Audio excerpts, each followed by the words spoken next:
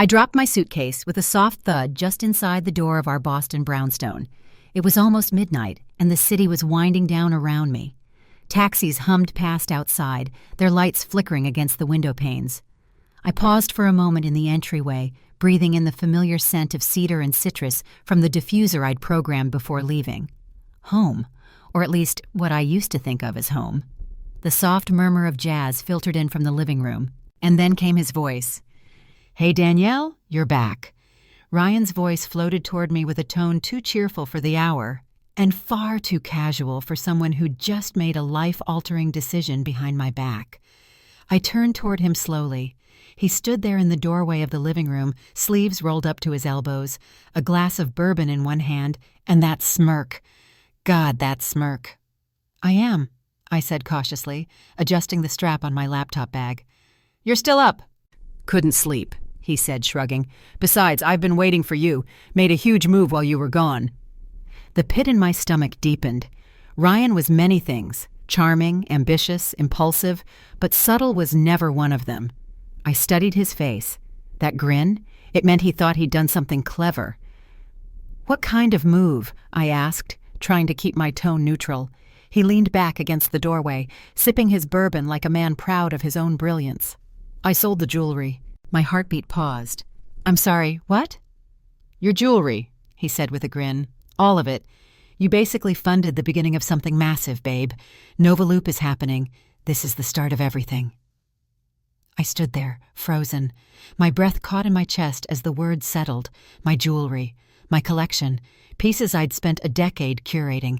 Some had been passed down through generations. My grandmother's sapphire ring, my mother's wedding bracelet. Others I'd bought to mark milestones. The pendant I gifted myself after landing my first major contract. The delicate emerald studs Ryan gave me during our second anniversary, which I later found out he charged to my card. "You sold my jewelry?" I asked, my voice low and trembling. Ryan laughed like I'd missed the punchline. "Danielle, do you even realize how much those diamonds were worth? That collection was gathering dust.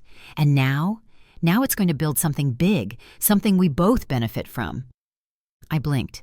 He truly believed this. "You had no right," I whispered, each word razor sharp. "That was my property, Ryan. You didn't ask. You didn't even tell me. You just stole it." "Stole?" he scoffed. "That's dramatic. We're married. What's yours is mine, right? And you never wore half of it." My hands trembled. I clenched them into fists, trying to steady my breath. The audacity, the entitlement, but more than anything, the betrayal. Not just because he sold my jewelry, but because he saw nothing wrong with it. I turned away, pulse thundering in my ears. If I didn't step away, I was going to scream. Ryan followed me into the hallway, still sipping his drink like he hadn't just detonated our marriage.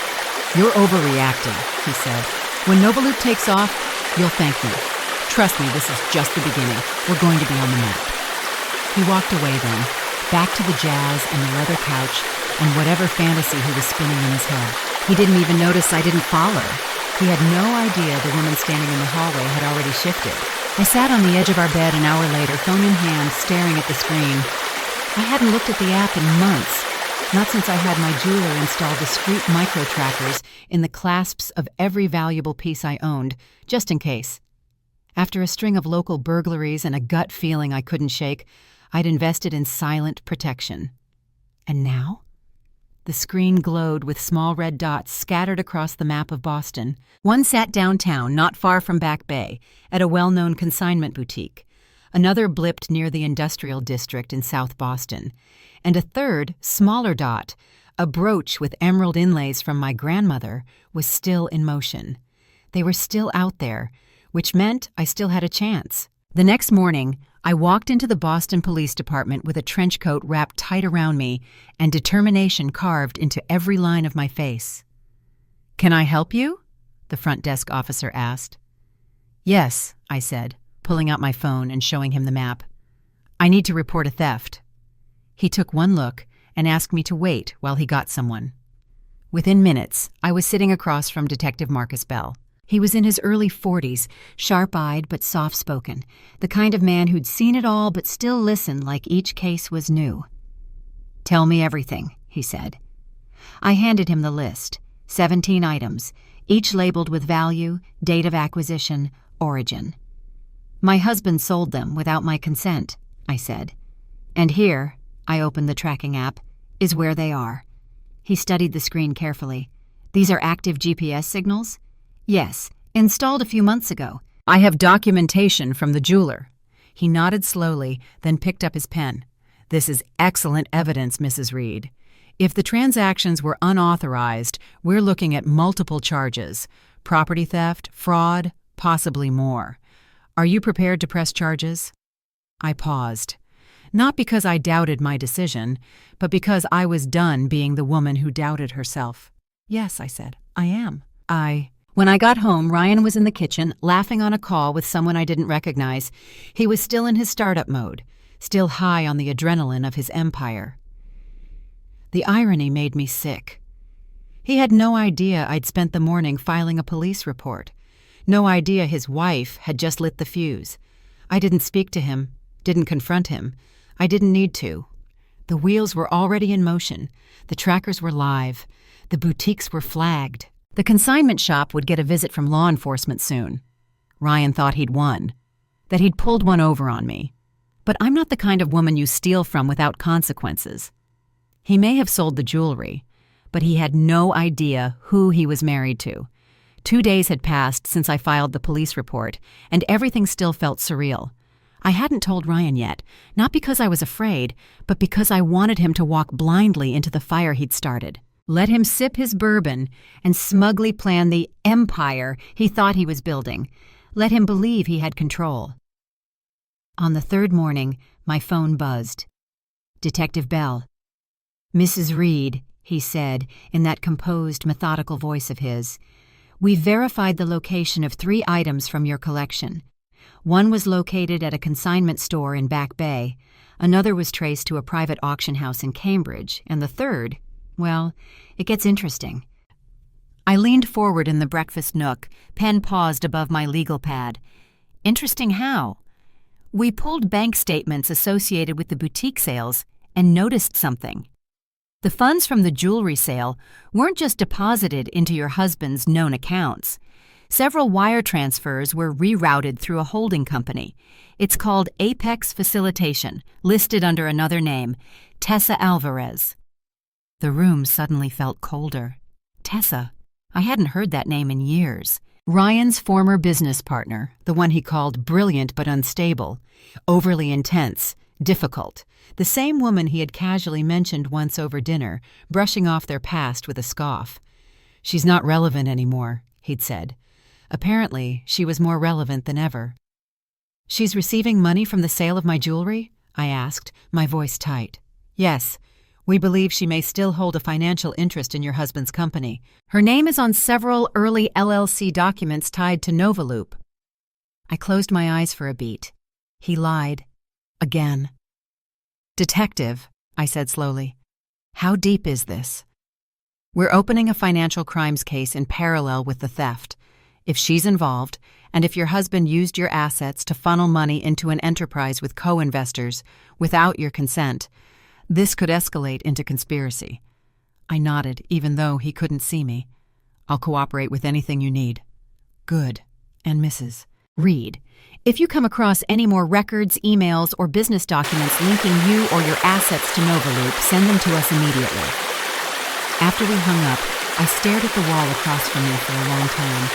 A watercolor painting Ryan gave me 2 Christmases ago hung there. For years, I thought it meant something. Now I wondered if he'd bought it just to distract me from the balance on my credit card. That evening, I went to Alyssa's apartment with a bottle of wine and 2 manila folders under my arm. She greeted me in fuzzy socks and a Stanford Law sweatshirt, already pouring the wine before I had my coat off.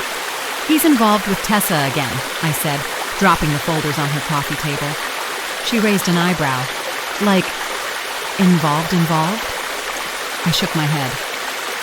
Financially, at least. Maybe more. The point is, he's routing my money through a company tied to her. He's hiding assets.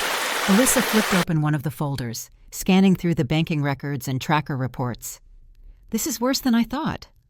I know, I murmured. Detective Bell says it's crossing into financial fraud. Danny, she said, setting her wine glass down, you need to stop calling this theft. It's organized deception. You're not just the victim of a bad husband, you're a target in a larger scheme, and we need to protect you. She stood and walked over to a filing cabinet, pulling out a card.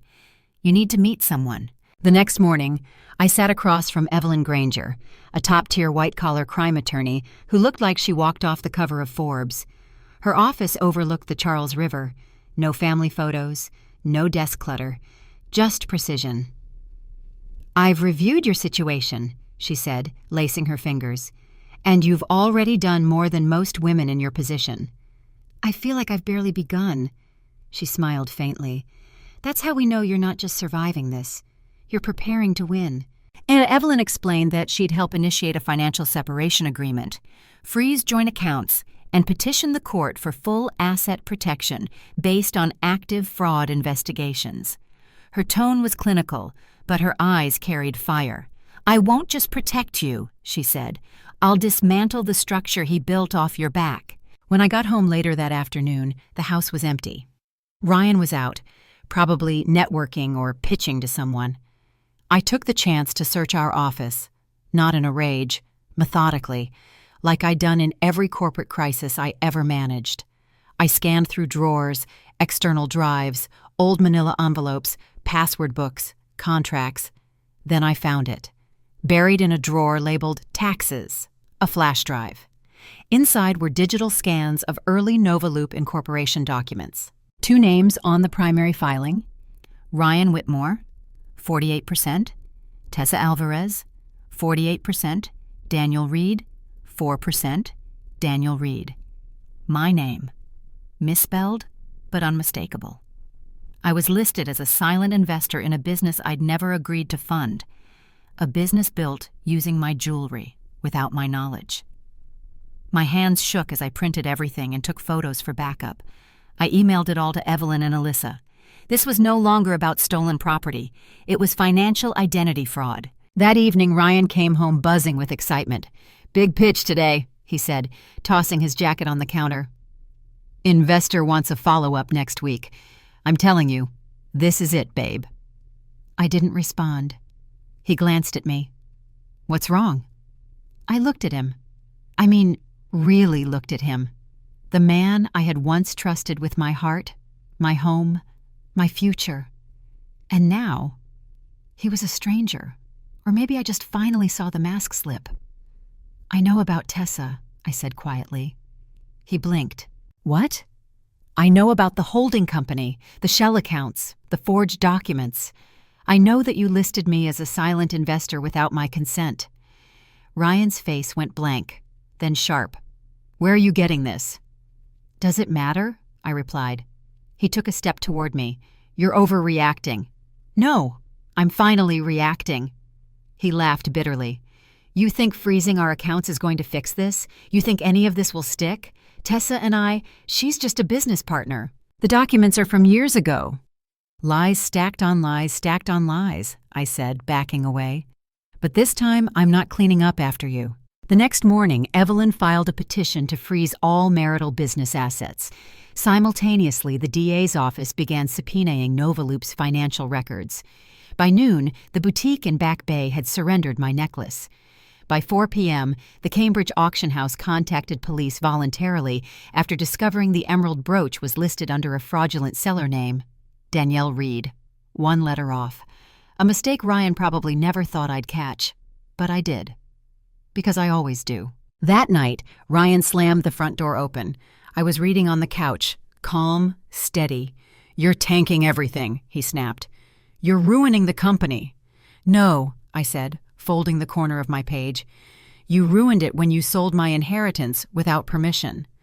You're destroying us. There is no us, I said, standing. You burned that bridge the moment you turned me into a bank account. He glared at me, jaw tight, then stormed out again, muttering curses under his breath. He still didn't get it. He still thought I was playing defense, but I wasn't. I was building something else, something stronger. 3 days after Evelyn filed the emergency injunction, I walked into the Bank of Boston's executive branch office with a legal envelope clutched to my chest like a shield. The lobby was pristine, brushed steel, marble floors, and the faint scent of espresso wafting from the adjacent cafe.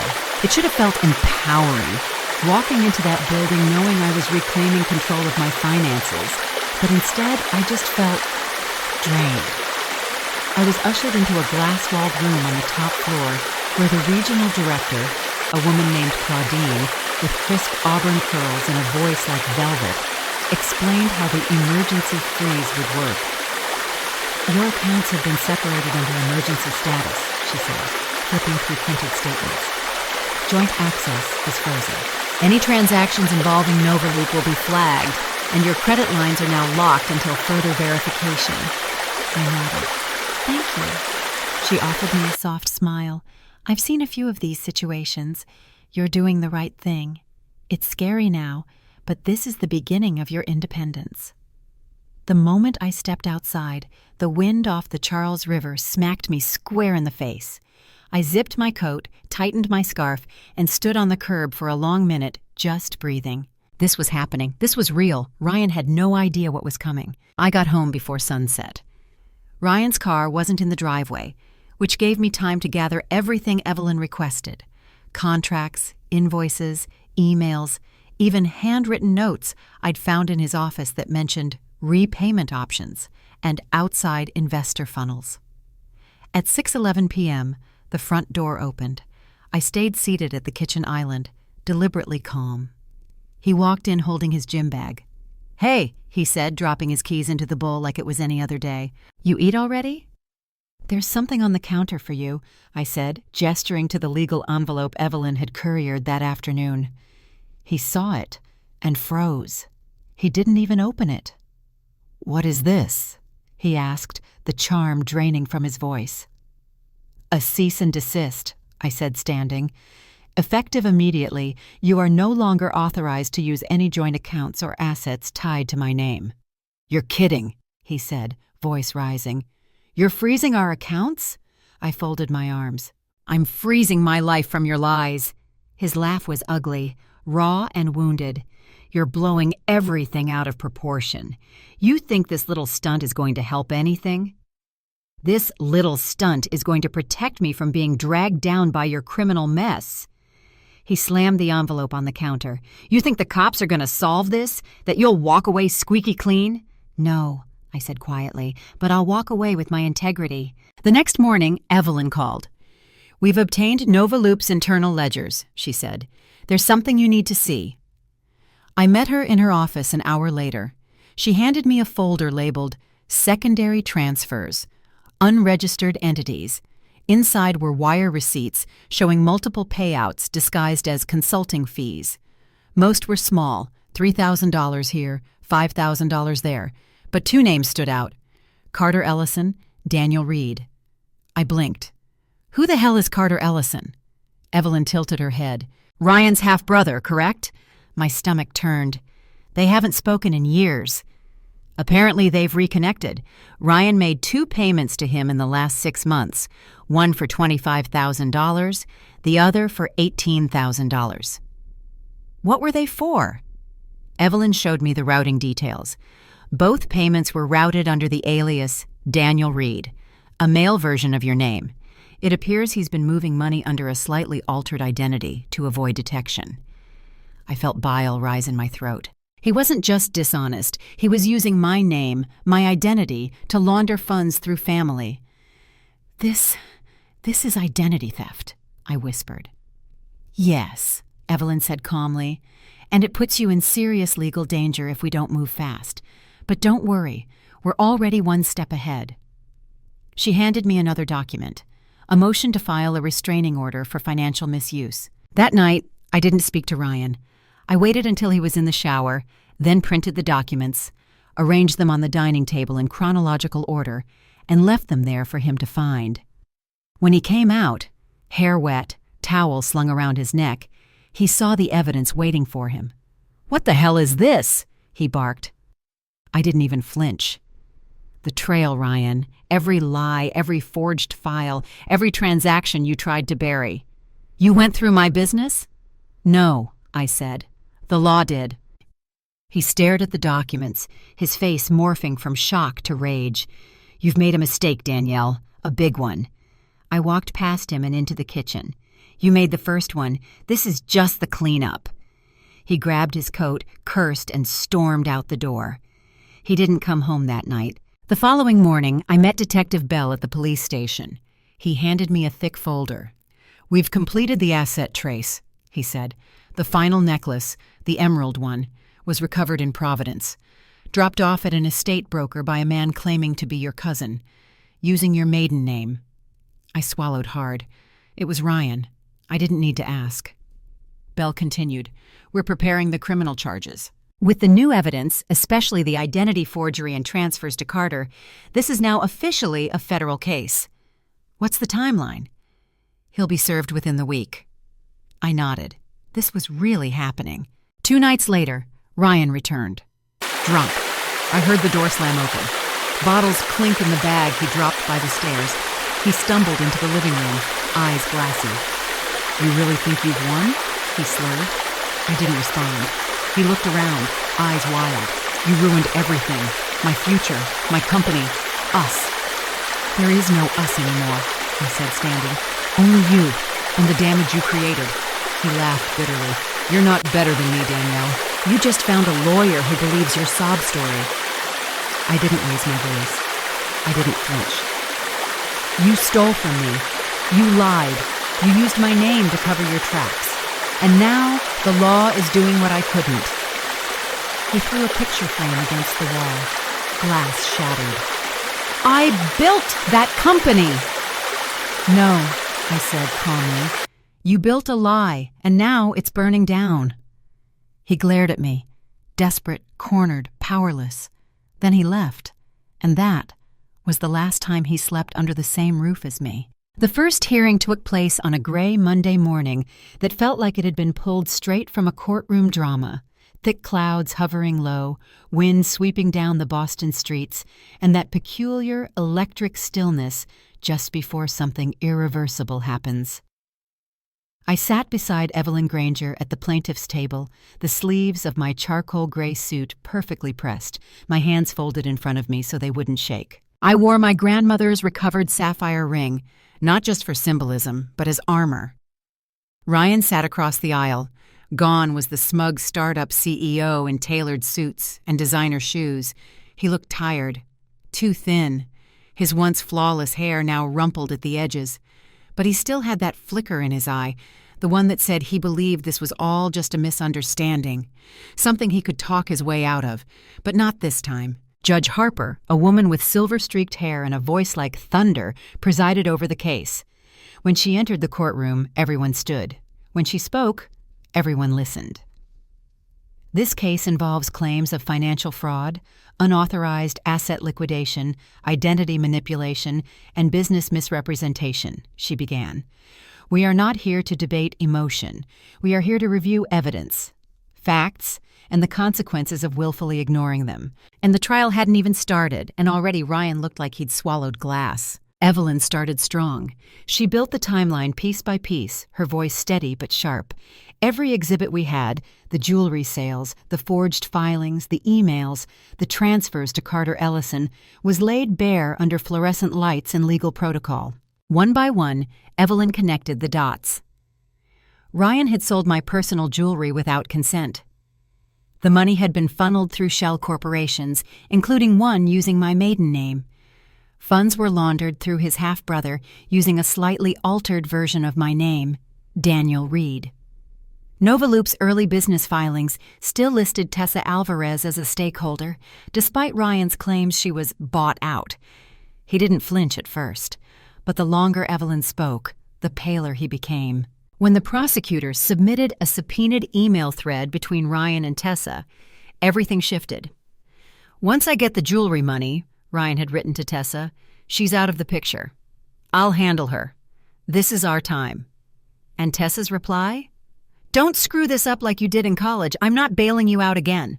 I watched the courtroom react. Slight gasps, shifting chairs, even Ryan's own attorney shooting him a bewildered side glance. The judge raised an eyebrow. "Mr. Whitmore," she said, "do you care to explain these emails?" Ryan cleared his throat. They're out of context. Harper didn't even blink. Is the phrase, "I'll handle her," typically part of your professional correspondence? He tried to pivot. I was emotional, frustrated.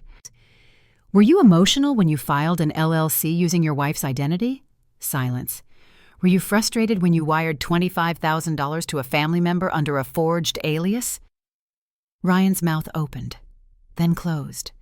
And for the first time since this all began, I saw it. Fear. During recess, Evelyn leaned toward me and whispered, "He's unraveling. Don't react. Don't gloat. Just watch it fall." I nodded, keeping my eyes ahead.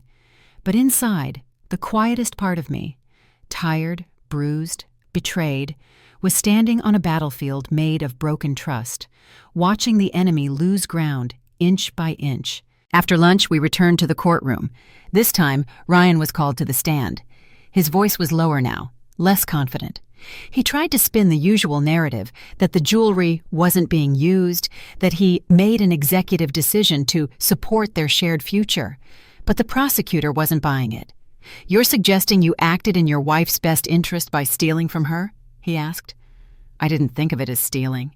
"Did you have written consent?" "No." "Verbal?" He hesitated. "We talked about investments generally." "But did she agree to liquidate her jewelry?" Ryan shifted in his seat. "No." That was it. The nail in his own coffin. After court adjourned for the day, Evelyn handed me her phone. "It's from the DA's office," she said. "They just got a statement from Tessa." I read it twice. Tessa had flipped. She turned over full access to her emails, bank records, and call logs, every communication she had with Ryan from the past 2 years. And her affidavit stated, in no uncertain terms, that Ryan had planned the jewelry liquidation 6 months before I ever went to Chicago, that he had bragged about how easy it was to keep Danielle in the dark, and that his plan was to use her credibility to land real investors. I swallowed hard. It wasn't just betrayal. It was premeditation. That evening I got home and found a letter waiting for me. Not from Ryan, from Tessa. "Danielle, I know I don't deserve your time, much less forgiveness. But I didn't know the full extent of what Ryan was doing. I truly believed the jewelry was his inheritance. When the truth came out, I was sick and angry at him, at myself, at all the lies I didn't see. I've come forward. I've given everything I can to the investigators. I know that won't make it right, but maybe it'll make it fair." "Tessa!" I folded the letter slowly, sat at the table, and cried for the first time since it all started. Not because I was sad, because I finally felt seen. 3 days later, the judge ruled that Ryan would be held without bail pending criminal charges. The list was staggering. Fraud, identity theft, unauthorized asset liquidation, conspiracy to defraud a spouse, falsifying business records. Evelyn leaned over in the hallway as we exited. "You just watched the fall of a man who thought he could buy power and borrow silence, and you never even raised your voice." Back home, Megan brought over Thai takeout and wine. She sat cross-legged on my sofa, biting into a spring roll, grinning. "You didn't just survive," she said. "You buried him with receipts." I smiled. "It doesn't feel like victory." "No," she said, raising her glass. "It feels like peace. And honestly, that's the real win." We clinked glasses, and for the first time in months, the sound didn't echo with tension. It rang clear. The next morning, I received confirmation from the estate broker in Providence. My grandmother's emerald necklace had been recovered, and it was being shipped back, with insurance, tracking, and a handwritten note from the broker. May it return to the hands that remember its story. When I opened the velvet box, I didn't cry. I smiled, because every piece I got back wasn't just jewelry. It was proof that the woman I used to be wasn't lost. She was waiting. And now, she was rising. The morning of Ryan's sentencing, Boston was blanketed in a soft fog that made the entire city look like it was holding its breath. As I stared at my reflection in the mirror, sapphire ring on my finger, hair pulled into a low, clean twist, I felt oddly calm. No heart pounding, no anxiety curling in my stomach, just a quiet kind of power humming beneath my skin. I wasn't dressing to impress him. I wasn't walking into that courtroom to confront a man I used to love. I was there to witness the final page of a chapter I hadn't chosen, but had rewritten with every ounce of strength I had left. I wore navy, strong, unfussy, and mine. Ryan stood before the judge in the same gray blazer he'd worn at the pretrial. His face had changed. Gone was the calculated charm. The manipulative glint in his eyes had dulled into something emptier. He looked like someone who'd realized the consequences of believing he was invincible. The court clerk asked if I wanted to deliver a victim impact statement. Evelyn turned to me, giving me the smallest nod. I rose, heels clicking softly against the courtroom floor, and walked to the front. I didn't shake. I didn't look at Ryan. I looked straight ahead. At the judge, the courtroom, the moment. "My name is Danielle Reed," I began, my voice steady and strong. "I'm here not just as the plaintiff in this case, but as a woman who believed in something that no longer exists. I believed in trust, in partnership, in shared dreams. And for a while, I thought I was building a future with someone who respected those values." I paused, let the silence sit. But behind my back, my husband, Ryan Whitmore, was building something else entirely. He sold my jewelry, used my identity, and funded his ambition with the very things I'd spent years protecting. Not just material things, legacy, history, emotional currency. The judge nodded, motioning for me to continue. "I'm not here to demand vengeance," I said. "I'm here because I believe in accountability. And because I believe there are women sitting in their homes right now, doubting their instincts, questioning their worth, watching their power be siphoned by someone they trusted. I'm here to remind them they are not powerless." The courtroom was silent. I lost more than heirlooms. I lost a version of myself, but I rebuilt her, stronger, wiser, and no longer waiting for permission to rise. When I sat down, I didn't glance at Ryan. I didn't need to. The judge handed down the sentence, 28 months in federal prison with restitution, financial penalties, and a permanent fraud record. He wouldn't be rebuilding anything anytime soon. And I was already rising. A month later, I launched Blue Ember Consulting, a boutique crisis management firm designed specifically for women navigating high-conflict separations, business betrayal, and asset recovery. We helped teachers, nurses, single mothers, CEOs, women like me, women who didn't want sympathy. They wanted solutions. I hired Alyssa as my lead counsel.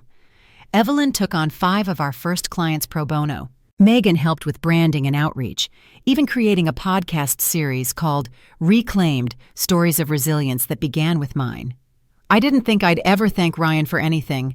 I joked during the recording of episode 1, but if I'm being honest, he accidentally gave me the blueprint for a business that changes lives. And it was true.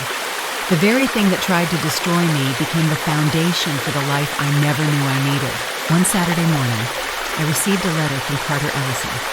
"Danielle, I know I don't deserve your time, but I wanted to say thank you for not going after me harder. I didn't realize how far Ryan had dragged your name into this. I've left the startup world. I'm volunteering full-time at a nonprofit that helps ex-convicts find jobs. I'm trying to be better. If you ever need help building community partnerships or working with vulnerable populations, I'd like to be involved. Carter." I didn't reply, but I kept the letter. Not because I forgave him, but because I believed in redemption, even if it came slow, even if it never knocked on my door again. My life began to feel like mine again. Little things returned: morning coffee without dread, my laugh, my appetite, the ability to sit in a quiet room and not feel like it was haunted. I took a solo trip to California, rented a red Jeep, drove the Pacific Coast Highway with the windows down and my old college playlist blasting through the speakers. When I reached Big Sur, I parked near the cliff edge, climbed up on the hood, and watched the sunset drown in waves of orange and rose gold. There was no one beside me, and I'd never felt more complete. A few months later, on what would have been our 5th anniversary, I booked a one-way ticket to Lake Como, Italy.